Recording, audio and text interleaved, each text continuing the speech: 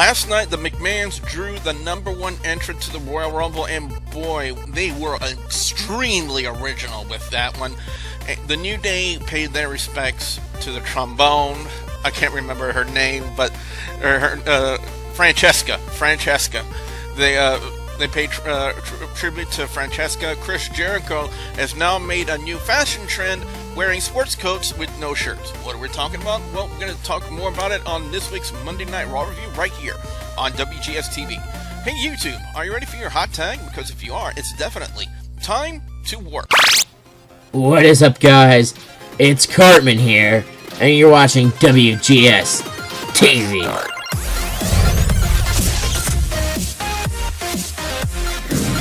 YouTube, you have welcome to another episode of WGS-TV right here on YouTube.com/WrestleGamer. Today is January 19th, 2016, and first off, ladies and gentlemen, we got a birthday shout out to our very good friend, our resident music mogul over on YouTube.com/LanceMossTV. The incomparable Lance Moss is celebrating his birthday. So Lance, if you're watching this video, happy birthday to you, dude. But anyway, go ahead. Yeah, absolutely, Lance. Happy birthday. Hope you get shit-faced. He probably will. But anyway, guys and gals, we're going to be doing on this video today, we're going to take a look back at the go-home show for the Royal Rumble Monday Night Raw, talking about what happened in there, give our thoughts and our opinions on it, and you two guys and gals can weigh in with your thoughts and your opinions on Monday Night Raw in the comment section below.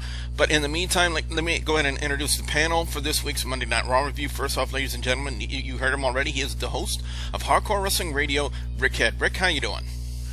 Well, I'm doing all right. It's freezing effing cold here, but, it's winter time, so I'm going to wait for about another 10-15 feet of snow to drop. It's a nice and toasty 60 degrees here in Louisiana right now, Rick. I just thought I would pass that information on to you. And ladies and gentlemen, ladies and gentlemen, he is the classic wrestling manager, Joseph Knight. Joe, how you doing? Joe? Yeah, I'm sorry I'm here. I just had to close the window because there's so much snow looking out. It's a great wall of snow. In fact, I could take so much snow right now, pack it up, and make a wall and probably hold Kalisto in Mexico. You won't be able to jump that wall. Here we go again. Billy, did you ever see the underneath of Kalisto's boots? It's underneath has a label that says made in Tijuana. Oh. As you can tell, I am really good. Thanks for inviting me, and a happy birthday to the Lance man. Hope he's really enjoying himself. And before, I hope he doesn't mind. I hope he doesn't mind the cold bats knocking on his door. That's for some reason I have a migraine, and before the headache gets any worse, guys and gals, let's go ahead and get this review started.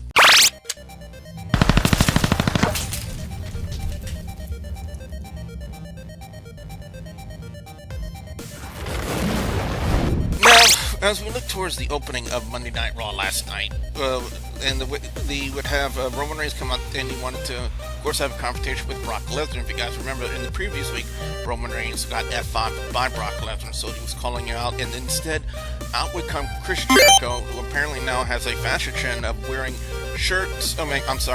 sports coats with no shirts on. And you gotta figure, well, they gotta be planning something. He's either gotta have his wrestling gear underneath there, or they're gonna be doing something else with him.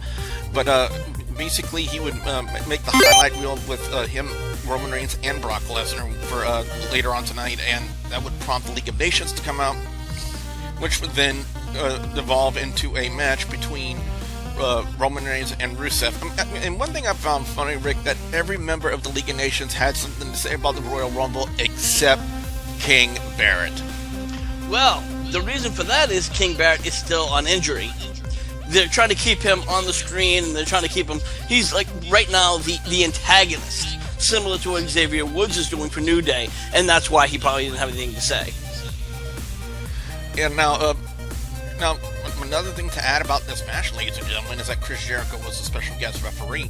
And one thing I gotta say, one thing I really loved is Jericho's way over-the-top comedic style of throwing out the League of Nations, Sheamus, Barrett, and Rio. That I love jobber. that. And go ahead. I said he threw out that other jobber, Tito Santana, 2K16. Oh yeah, I mean Del Rio. Yeah, I mean, like I said, when it comes to Jericho, he loves to entertain, he loves to be funny, he loves to be comedic, and the way he did that last night with throwing every one of the members out, it was just really way over the top comedic. He could have just said, "Pointed, you're out of here," but instead he put more and more emphasis on it. The way this matchup would finish, it would be Roman Reigns hitting the spear on Rusev to pick up the win. But one thing I said, Joe, one thing you got to agree on is Jericho. When it comes to Jericho, he loves to entertain. Oh, absolutely. He, the Ayatollah rock and roller is one of the best, and I gotta say, the guy is a class act. I mean, no matter love him or hate him, Chris Jericho is entertaining, and that's what the WWE needs right now. Their big guys, their big heavy hitters are gone due to injuries. They need to fill it in, if it's not in the ring, but with entertainers, and that's what Jericho is. That whole referee little thing here reminded me of the NFL referees when they got to do all that twists and turns and too much television time. That's what Jericho did, and it was great. Yep. Now, Natalya would make her return back to WWE. I wasn't even aware that she was on injury. Apparently, they would say on commentary that she had a broken ankle and she was out for like a month or two. And she would come back with Paige, who I believe was out due to a concussion, if I'm not mistaken. You are. Yeah, it is concussion. Taking on Brie Bella. First question, am I the only one around here who gets a little bit nauseous hearing the Brie mode theme music, or is it just me? Yeah, it's really just a really bad audio, but as I mentioned last night, I wouldn't be surprised if this is going to be her last run. Her contract is up, I think, sometime later on this year, 2016, and she has mentioned more than once that she's ready to start a family, and when she does, she's going to be taking a break for several years because she wants to raise her son or daughter, whichever one that may be. Now, is it just me, or did it look like Brie just basically jobbed out to Natalya last night? I mean, it was basically a short match. It would ended with Natalya locking on the Sharpshooter on Brie Bella. I mean, ever since Nikki Bella's been gone, Brie has just been jobbing left and right. And you know what? And again, we talked about this last night on Hardcore Wrestling Radio's Raw Reaction. I think this is exactly how it's building up to that swan song of Brie Bella. And Joe is in a bit of a disagreement with me. I see it going either two ways. One, Nikki's going to come back and Brie's going to be all angry with her, saying, "Why did you abandon me? Why did you leave me here while I'm getting my butt kicked?" And, she's going to, they're going to try to make it up into some kind of a fight. Eventually where there's going to be, if I lose, I have to leave. And that's exactly what we're going to see. Oh, I don't know what that was. I heard a little bit of music. I don't know what that was. That's when somebody sends me a message on my phone. It plays kind of an ECW theme. But in my thing right here is, I have to say, nobody wants to see the Bellas war again because they're the only ones that are actually warring with each other, and everybody's pretty much tired of watching the Bellas. Nobody really cares about the Bellas. WWE has to start focusing on the other talent, and I think what's going to happen is it's going to come to a point that Brie is going to get to that point where she's losing, and she's going to get really frustrated and say, "Hey, guess what? If I lose one more match, I'm out. I'm retiring, and I want a Divas title shot." And it's like, if I lose, I'm out of here. If I win, I get the Divas title. And play it up a little bit. That Charlotte's like, well, I really don't want to give this girl a title shot. She's held it before. And then do the reverse. Just instead of giving it to the Bellas, which everybody's going to expect, let her retire and just keep her off air for a long time. At least give it at least 6 months so they can at least do something else with them.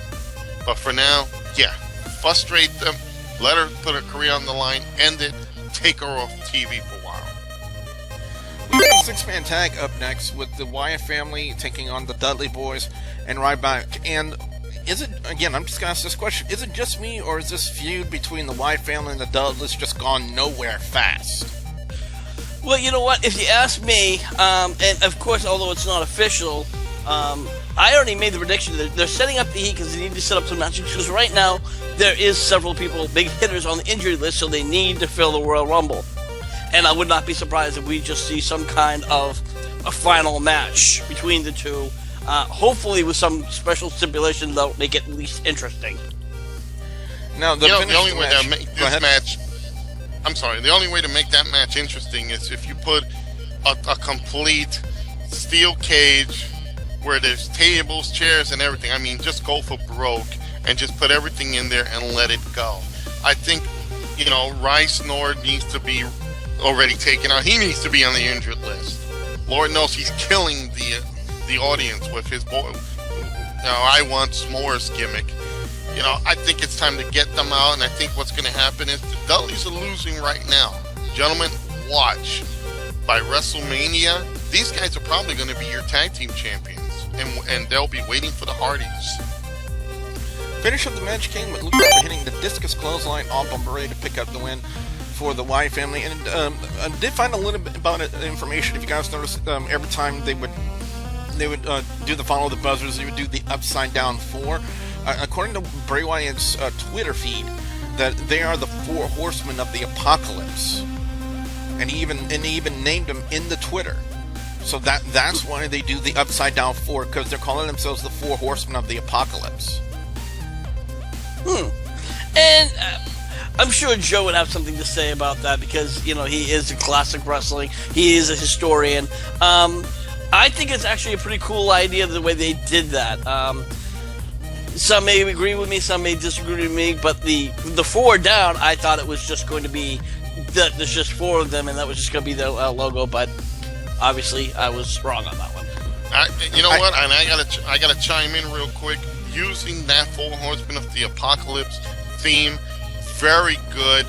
It's finally pushing the Wyatt out into the main spotlight. They need to take that more aggressive feel. They need to get out there and really be more dominant. And by using that 4 Horsemen of the Apocalypse, I'm surprised Ric Flair hasn't come out and held his fingers up with the 4 and say, you know what, I'm going to bring our 4 Horsemen together to fight you 4 Horsemen. Up next, we would have Heath, Slater, and the Big Show. Why? I don't know. But time burner. Basically, a time burner. He would KO punch Slater to pick up the win. Axel was next. Then it was Adam Rose. What the hell was he saying before that match about flying carpets? Anybody have any idea what the hell he was talking about? And finally, he's rehearsing for his Aladdin preview. You took the words out of my mouth. I was going to say he must be singing A Whole New World. Now, both thought he avoided the KO punch and started to do his lap around the ring. It's like, I'm okay, and started raising his arms and mixing, bam, right in the face. Bo Dallas goes out. So, first, this is probably the first time I'm going to say it. Thank you, Big Show. Now, the McMahons would kind of draw the person who's going to be the number 1 entrant in the Royal Rumble, and God damn it, this doesn't scream Stone Cold Steve Austin 1998. I don't know what does. See, Rick, I remember I said that on HWR last night. Well, and I think a lot of people came to that conclusion because obviously that's how they're going to get Reigns over. They need to push Reigns where the bosses hate him, and he's standing up to the bosses and even defying them. And I'm going to be honest with you, I already made my pick last night. I honestly see Reigns not only starting as number 1, which he did, but he's going to win it. I want to make a slight correction. 1999, not 1998. 1999, that's when McMahon and Austin both started the Royal Rumble. And McMahon, if you guys don't remember that storyline, McMahon was going to try to make it for Stone Cold to start the Royal Rumble match, and he would draw his number and be 1 almost every time, and then he would draw a different number for himself, and it ended up being number 30. And then back then, Shawn Michaels was, quote, the commissioner of WWE, and made McMahon, who was an active participant, and the commissioner had authority over active participants in the Royal Rumble, made McMahon number 2. And what they did last night with Roman Reigns, it looked to be it was a different tactic, because they actually had the names or Roman Reigns' name over and over again. And did it look like McMahon couldn't open a couple of those bubble things that held the names? Honestly, the steroids wasn't working for him that night. I think it was more of they were trying to be like a comedic issue that really failed. Because I did notice it, and obviously I don't think his arthritis has kicked in that much. Yeah, but like I said, WWE just keeping it way original. That's all I'm going to say about that. We had Becky Lynch and Tamina. I gotta say, they're really. You can tell that they're really pushing Becky Lynch. I mean, hardcore pushing Becky Lynch. And you know what? I'm going to give her props, especially for that promo she cut after the match was over on Charlotte and Ric Flair. I got to say, Rick, that was really well done. Absolutely. And even Joe said last night that he's been really impressed with Becky's promos. The only thing I really don't care about Becky is what is up with that spray tan. It gets darker and darker every week. Well, they were celebrating Dr. Martin Luther King that night. Oh, God. No comment. No comment. That's Joseph Knight at the C.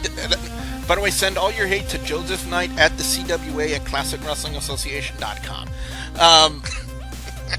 The next match is Dean Ambrose and Kalisto taking on Alberto Del Rio and Sheamus with Kevin Owens on commentary.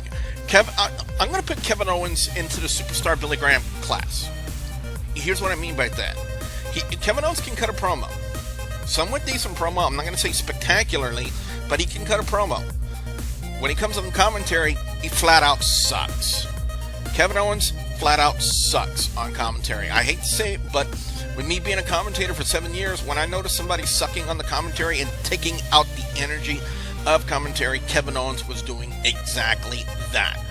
Billy, in all honesty, let's look at the Raw commentary team. They do kind of suck on their own. I don't think at that point Kevin Owens could be doing any more damage.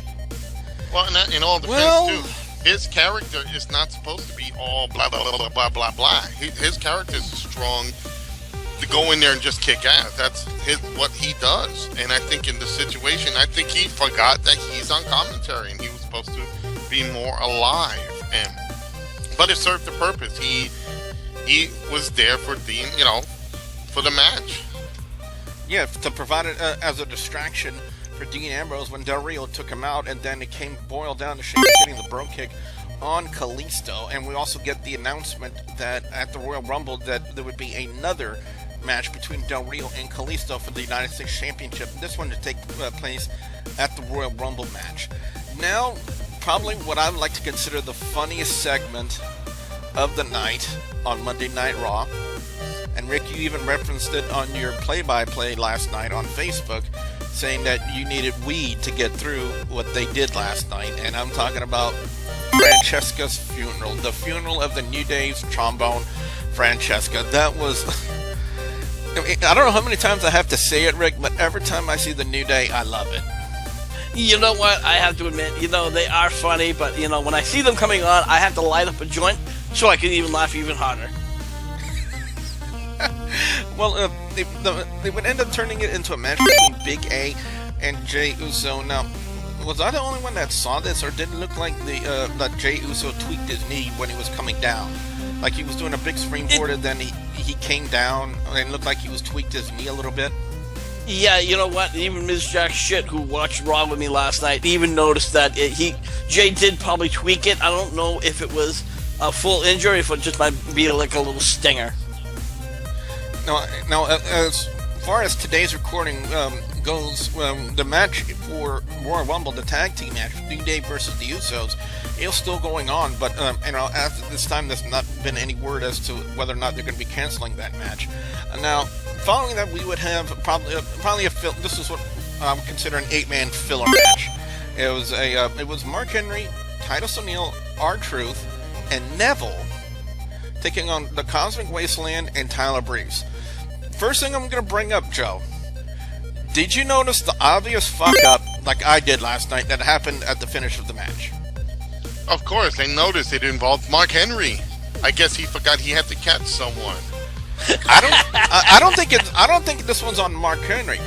I think this was on Titus O'Neil. Titus O'Neil basically overthrew Tyler Breeze over the head of Mark Henry. How was Mark Henry supposed to catch that? No. I clearly saw it. They were practicing how they were going to throw Kalisto over the border, and he actually gave too much oomph. And Mark Henry being excited because they were celebrating Martin Luther King tribute, got a little overzealous and forgot that he was supposed to catch someone. My question is, why didn't Neville come out in blackface? He was kind of the odd one out there, wasn't he? Oh, God. Again, that's Joseph Knight at the ClassicWrestlingAssociation.com. You know what? Really, Rick, Billy, before you go any further, you know what, fans? I'm going to put this. We're in a land of politically correctness, and it sucks. Everybody has a right to comment and have a little fun. I'm not racist. I'm racially aware. No, okay. You're not racially aware. You're politically incorrect. There you go. I have to be politically incorrect. If you want to go even further, let's put it like this. Why didn't they have a piñata on the pole match for Kalisto and Del Rio? All right, Bill Maher. All right. Neville ended up hitting the red arrow on Tyler Breeze to pick up the win. And now the finale of Monday Night Raw was the highlight reel with Chris Jericho. And then, first off, it turned into an exchange between Jericho and Paul Heyman. And again, Paul Heyman, gold on the microphone. He could talk up a mop into a main event of a big pay-per-view. That's how good he is on the microphone. And they end up having an exchange between them, those two, which would then bring out Brock Lesnar. And then before even Lesnar could even finish his typical intro, because of course they had him have the pyro, and I think a lot of fans were expecting him to do the jump up into the ring and have the ring pyro. Roman Reigns would interrupt that entrance with his entrance, and then they would end up having a confrontation with Reigns would spear Brock Lesnar, much to the hatred of the crowd. Apparently a lot of people in there are big Bork Laser supporters. Then the Wyatt family would come out, basically dismantle Roman Reigns, and then Brock Lesnar, the League of Nations would come out. Lesnar would then dismantle the League. Then the Wyatt family came out, but right after Roman Reigns speared Brock Lesnar again, they dismantled Roman Reigns, and then they took out Brock Lesnar. Rick, what was your reaction to that as you saw that transpiring? You know what? It needed to be done. Because last week, obviously, Reigns was already down, but when Brock hit that F5, it made a huge impact. A lot of people are like, now this is making him look weak. Obviously not. I disagree, but I knew that this week he'd come out and he'd make a comeback, and it just showed that, Brock can sell when he has to, and they made Reigns look very strong in this situation. Well, typically on go-home shows with WWE, you can kind of tell, what's going to happen at the pay-per-view by what transpires on the go-home show. Like 9 times if the challenger goes over on the champion, then 9 times out of 10 on the pay-per-view, they're not going to win the title on the pay-per-view. Royal Rumble this year is a bit different. With the championship being defended in the Royal Rumble match, it really casts a lot of doubts and wonders as to what exactly is going to happen. Is Roman Reigns actually going to be involved in the finish of the match? Will Brock Lesnar be involved in the finale of the Royal Rumble match? Or will it be the Wyatt family? It's really hard to tell right now, especially with the odds and so many different variables in the match. There's 30 different guys in one match. So it makes it extremely difficult, extremely hard to kind of tell which way WWE is going to go. Are they going to go the way with Brock Lesnar? Are they going to go with Roman Reigns? Are they going to go with the Wyatts? Or are they going to go with somebody that we're not even aware of? Maybe could they go with AJ Styles, from what I've heard? Just rumors out there, rumors. It's just nothing substantial, nothing confirmed, but just throwing out rumors there. That's the one thing, Joe, that it makes it so hard to kind of accurately predict what they're going to do with the Royal Rumble. There's just so many guys in there, it makes it almost impossible to ascertain who's exactly going to go over in that match. Well, absolutely. What they did was they took it away from it being predictable. As soon as they announced the Roman Reigns is going to defend his belt in the Royal Rumble, me, Rick, Lance, we all predicted here is Roman Reigns. Then when they added Brock Lesnar in there, okay, now you might think they might give it to Brock. And then all of a sudden now they're really making the playing field equal, because now they have the League of Nations who are getting strong. Here is the Wyatts who are completely dominated. This was a good, at least Royal Rumble. The other matches I'm not too keen about, but everything else, this Royal Rumble is going to be very, very interesting. And then you have AJ Styles and the Balor Club. They might make an appearance. You never know. It's going to be something that you really can't predict. You can't really now put your finger on Roman Reigns. You got to kind of wave the finger at the other participants. Rick? Well, you know what? I do want to make a chime in on the Rumble real quick. With Brock, everybody thinking it's going to be Brock and Reigns that's going to wind up getting the showdown. But you know what? Here's the situation. What about Brock and Braun Strowman having a face-off? Ooh. I would like to see that. Honestly, I would love to see that. And I think that's why they did this with everybody with all the participants, because they're making it very interesting. You have also, who knows, the Big Show might be in there. What will happen if he meets with Braun Strowman? It'll reflect the old Andre the Giant versus Big John Studd scenario. It's now there's multiple big men who are going to kick everybody around, and they're going to really make their mark on this. The Wyatts, I predict the Wyatts are going to really be dominant. They won't win, but they're going to be dominant in this Royal Rumble. Kind of like Kane, in a sense, because Kane has been dominant in the Royal Rumble in the past, but he's never won it. I would say if you're going to do someone like Kane, it has to be Braun Strowman then. He's the one that has to do it.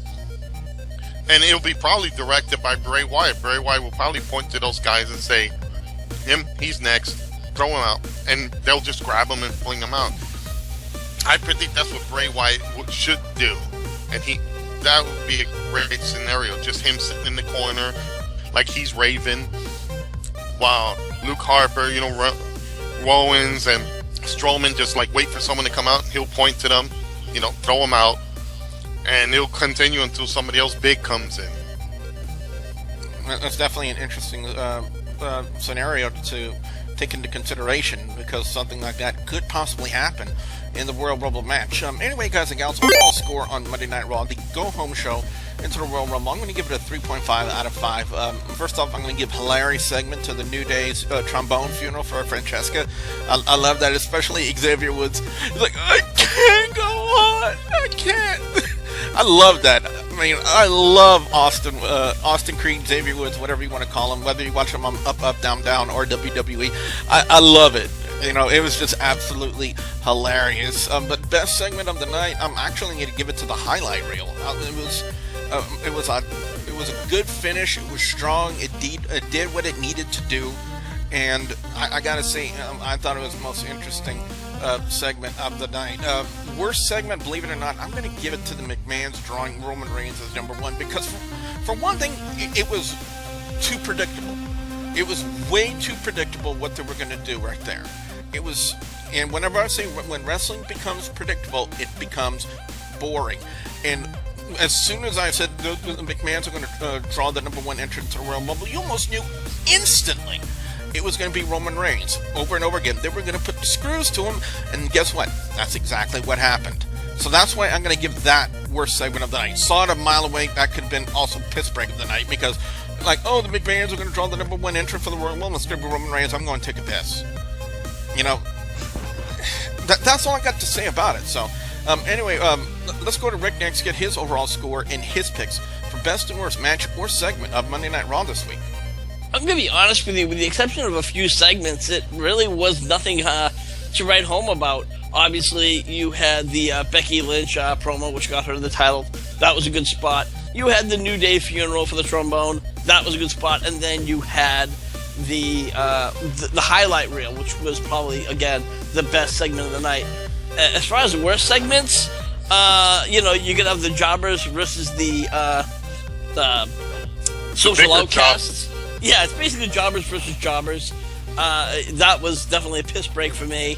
The McMahon, Stephanie with the McMahon pull card with for the number 1 spot. Again, it was too obvious. I would have respected it more if Vince just made the announcement, I'm assigning you as the number 1 when he first told Reigns he had to be in the match. But obviously they had to find some way to stretch the storyline out to the Rumble. Overall score, I'll give it a 2.5 to be nice. And finally, we're going to go to Joseph Knight, get his overall score and his picks for best and worst match or segment of Monday Night Raw this week. Joe?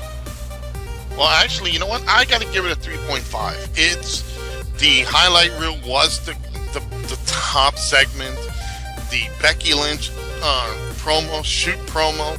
I got to say, it was well done. Every time I see her do a promo now, it's really passionate. Something that everybody else is missing in that locker room.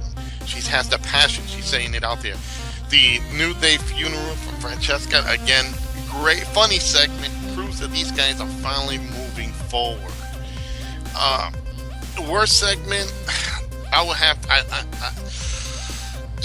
And again, I like Becky Lynch. I just got to think her match with Tamina was really bad. So, and the McMahons, I cannot fault them for what they're doing. They're doing the same things they did with Stone Cold. They had to do this to push the heel on, to just build themselves more of as bigger heels and kind of help Reigns along. Overall, it wasn't really a bad segment. It's a bad match, except for Tamina and seeing the Bella back.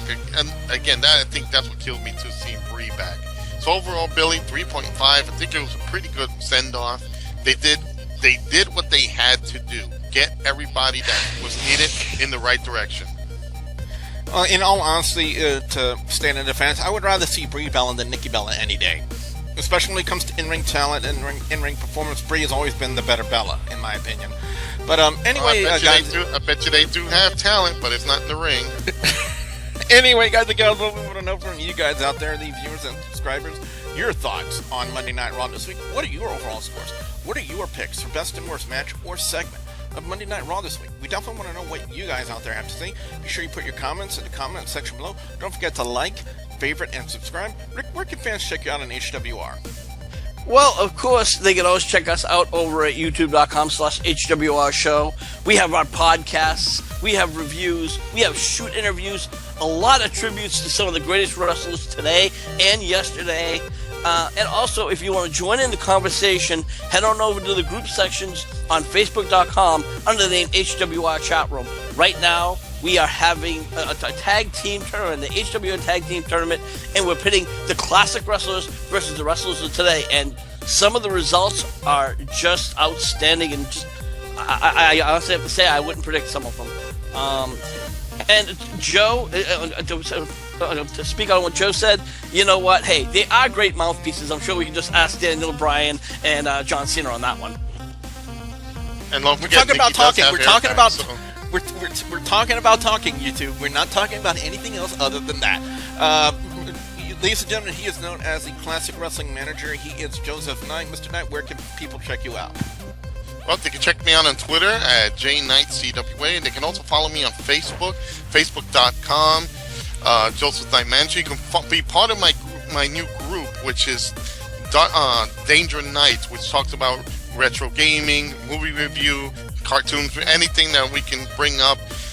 There was one of the top 10. I just did a top 10 of different kaiju monsters of Japan, Tojo's monsters. Godzilla rolled in, all that. Rick and I are going to be doing a segment of pretty much our review of The Force Awakens. So they can follow us on Facebook.com groups DK Retro. WGS-TV is on social media on Facebook, Twitter, Instagram. You guys can ask me questions. Links will be in the description box below. And as always, guys and gals, I'll have a couple of videos in the annotations at the end of this video for you guys to check out as well. So with that being said, for the hardcore host of Hardcore Wrestling Radio, Rick Ed, and the Classic Wrestling Manager, Joseph Knight, I'm the Wrestle Gamer.